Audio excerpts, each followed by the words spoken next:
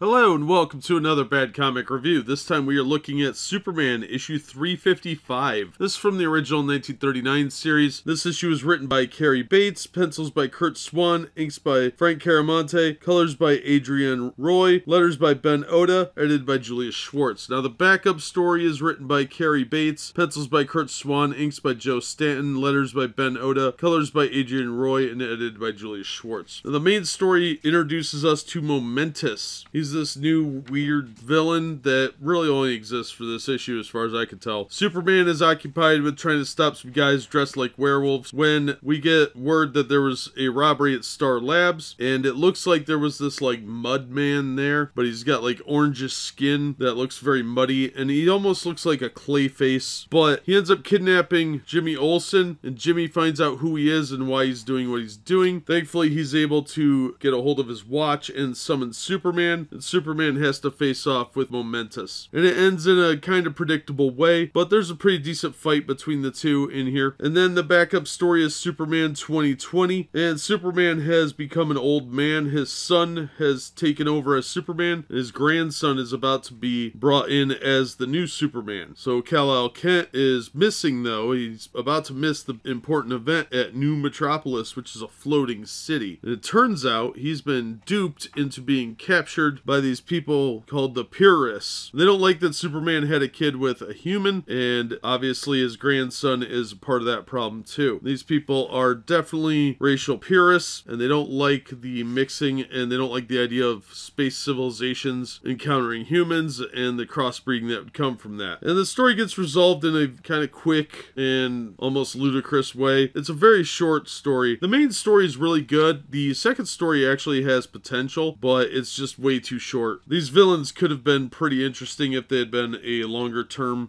villain and had time to build up, but they really didn't. As for Momentus, pretty interesting villain. He uses gravity powers and he becomes very powerful at certain times of the lunar cycle, but overall the art is solid on both stories, especially the first one. Like I said, the backup story is a bit rushed and it's too short to really become a good story, but considering I pulled this out of a dollar bin, my copies were all beat up. I didn't feel cheated for my money. It was easily worth $2 or $3. I think it's a good all ages issue. The backup story is forgettable, but the bad guys probably could have been used. Unfortunately, if the modern writers at DC got a hold of them, they'd be really lazily written, so I guess this is an improvement. But the main story was pretty good, and is a self-contained issue for both stories, so that was nice. So we'll recommend it if you can find it for $5 or less. I don't think it'd be worth much more than that. The stories are both very simplistic and definitely aimed at middle schoolers, but I don't think it would be a problem to pick this up out of a back issue bin for a kid that wants to read some Superman stories. And it does have 2 complete stories in it, even if one is really short and kind of silly. So worth checking out if you're a Superman fan of the Silver Age, or you've got somebody in the house that wants to read Superman and they're younger, or just like this era of Superman. Beyond that, probably not worth tracking down, but definitely worth grabbing out of a dollar bin, or $5 or under. I would say pick it up. But it's definitely going to appeal more toward fans of the Silver Age era and things like that, and Superman stories that are very simplistic. So that's going to do it for this one. Thank you so much for listening and supporting the channel. If you enjoyed the video, please hit the like button and don't forget to subscribe if you haven't already. If you want to support the channel in other ways, links are in the description to various support methods. And as always, we hope to see you on the next one.